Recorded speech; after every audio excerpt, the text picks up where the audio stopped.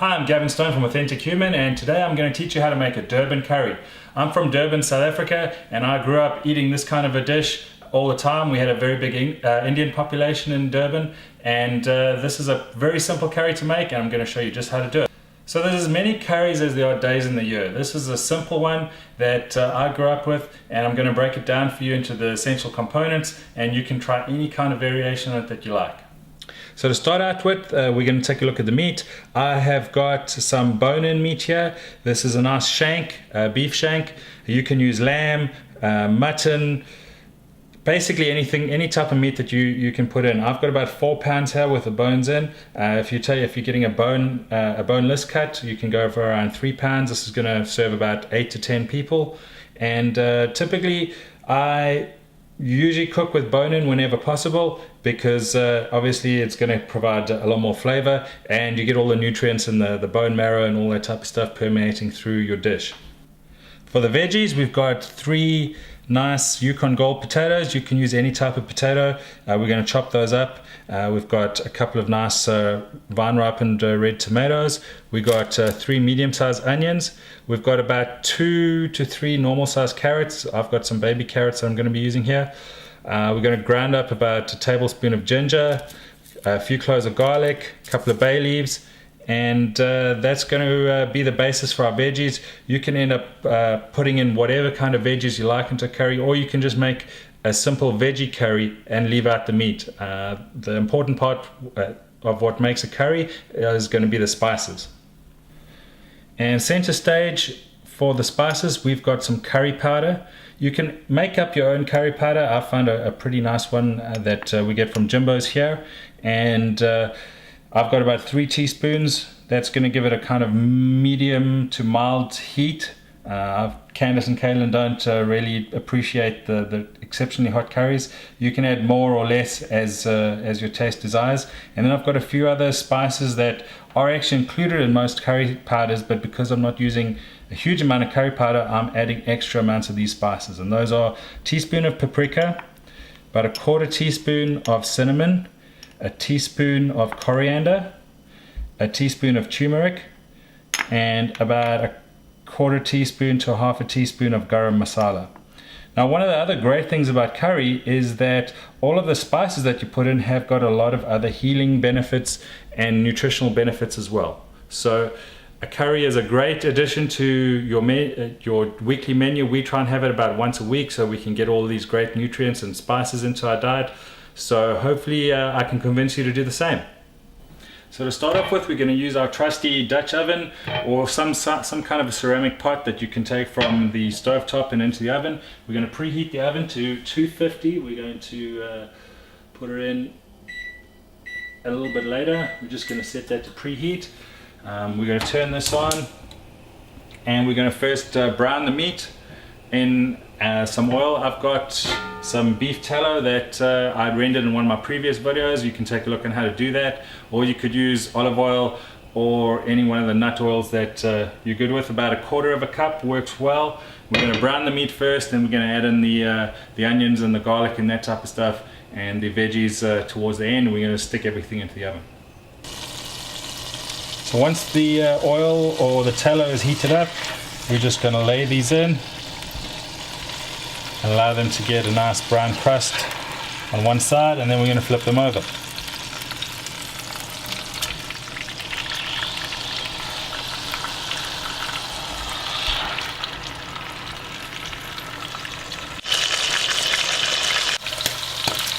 After about 5 minutes, we can flip our meat, get the other side nice and brown as well.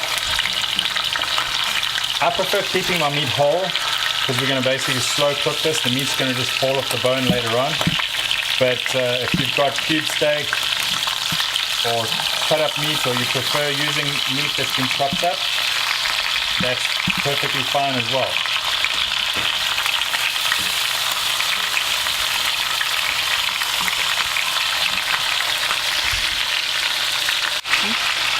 There you can see the marrow in the bones. This is going to add a lot of flavor and a lot of nutrients into it.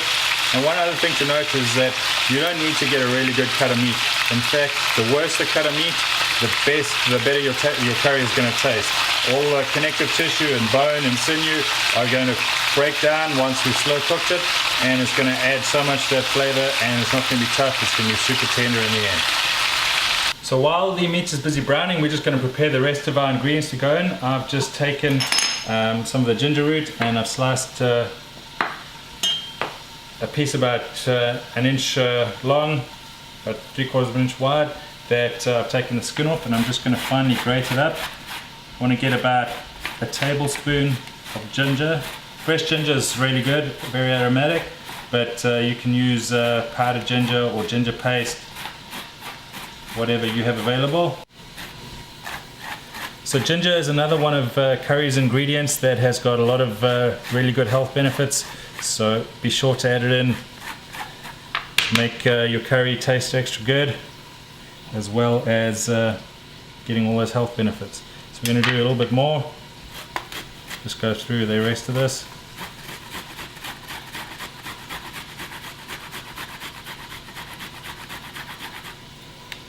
So next we're going to take a couple of cloves of garlic. Just going to rip off the outside leaves.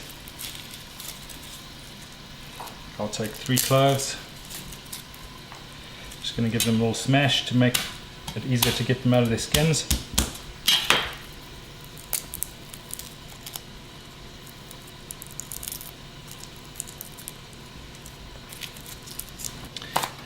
Just give the garlic a chop.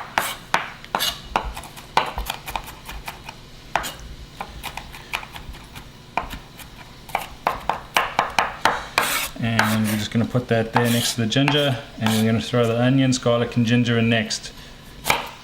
Now we're just going to finely dice up the 3 onions. Doesn't have to be that fine.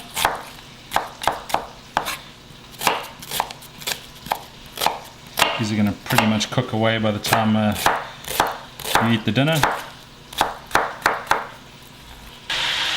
Okay, so the meat is nicely brown on both sides now. I'm going to put the onions and the garlic and the ginger in and get them nice and softened and brown. And once we've done that, then we'll add in the rest of the ingredients. So once you've got them in the pot, now what you want to do is get them under your meat. So if you've got your meat chopped up, it's not an issue, you can just stir it around.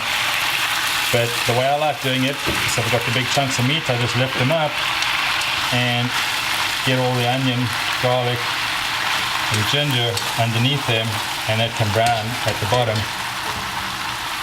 just like that. Another 5 minutes or so, and that'll be nice and softened and brown.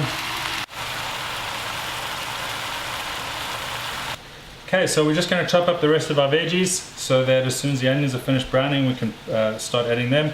And what we're going to do just before we do that, before we put the veggies in, is put the spices in. You want to put the spices in quite near the beginning. There's 2 ways to do it. One is the spices can be the first thing you put in and get them nice and browned in the oil. Or the way I like doing it is to get the meat browned first, and then the onions and garlic browned, and then before putting any of the veggies or adding any liquid, to then put the spices in, because you kind of need that hot oil to bring out a lot of the flavors within the spices. So we're just going to dice up 2 large tomatoes.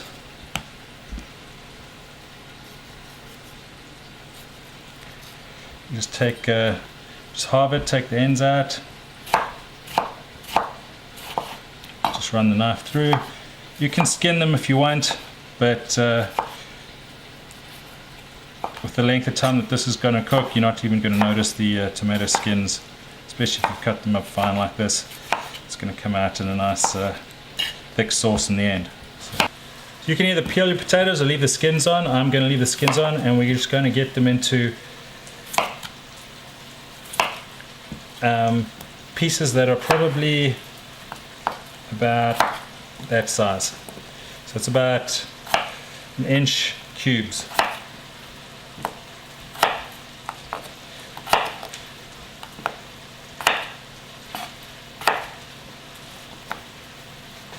Alright, the rest of our veggies are ready to go in, but first we're going to put all the spices in. The onions are looking nice and tender. I've combined all my spices into one little bowl. It makes it easier to put in. I'm just going to add another splash of extra virgin olive oil just to make sure that there's plenty of oil in here for these spices to land in. Now I'm just going to lift some of these pieces of meat up so I can get my spices down into the bottom, and I'm just going to sprinkle it around. You can sprinkle on top of the meat, we'll flip some of the meat over, and we just get everything nice and coated. The main thing you want to do is make sure that your spices land up in the fat or the tallow and the oil at the bottom of the pan so that the hot oil can bring the flavors out.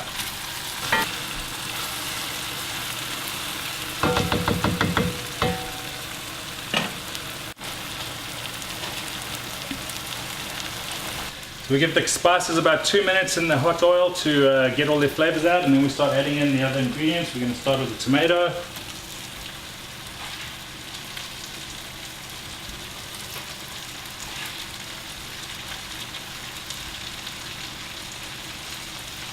And then we're going to add in about a cup of stock. I've got some beef stock here that we're going to add in. You can use chicken stock or anything else, it doesn't really matter. It's just going to enhance the flavor and add in a lot more nutrients. We're going to add in the potatoes.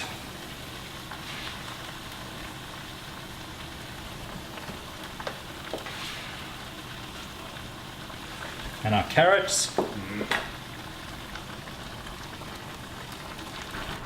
And 2 cups of filtered water.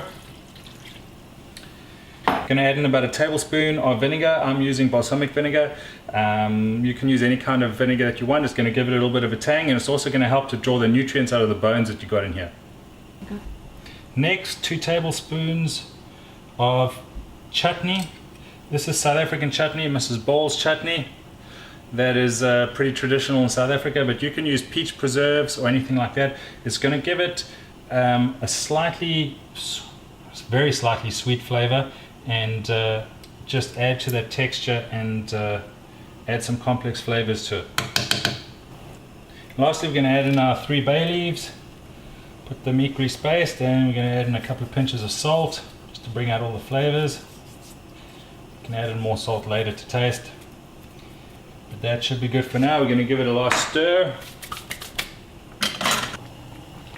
Okay, we're just going to give it a last stir, try and combine everything together.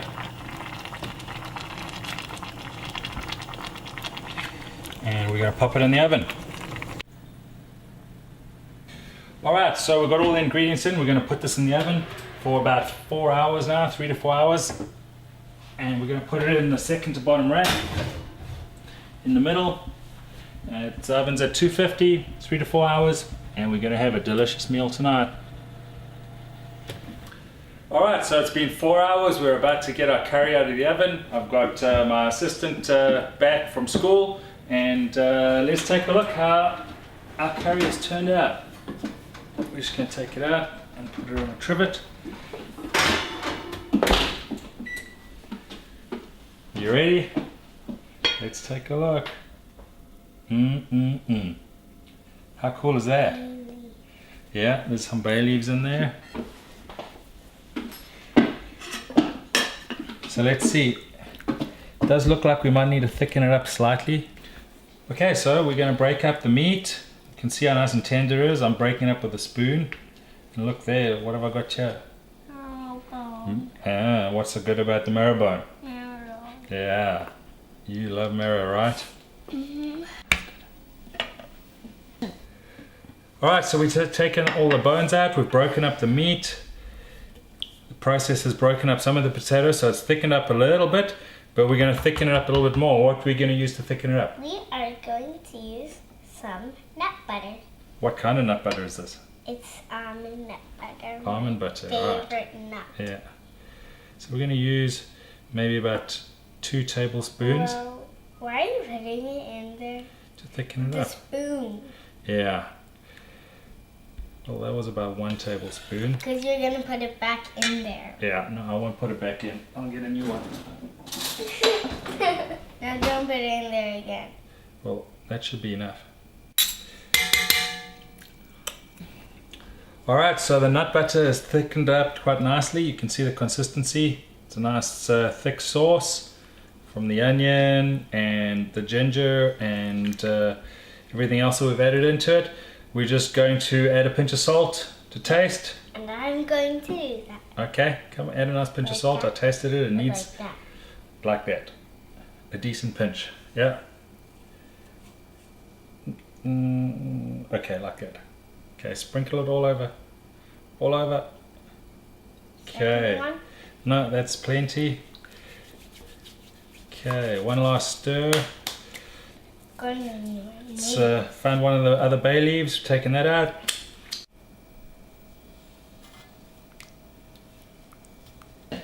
So this has been Gavin And Kaylin. from Authentic Human. You can catch us on authentic-human.com, or you can follow me on Twitter at Gavin Stone. And I hope you guys really enjoyed the curry that we made for you today, and we'll catch you next time. Bye. Bye. Bye. Hope I see you soon.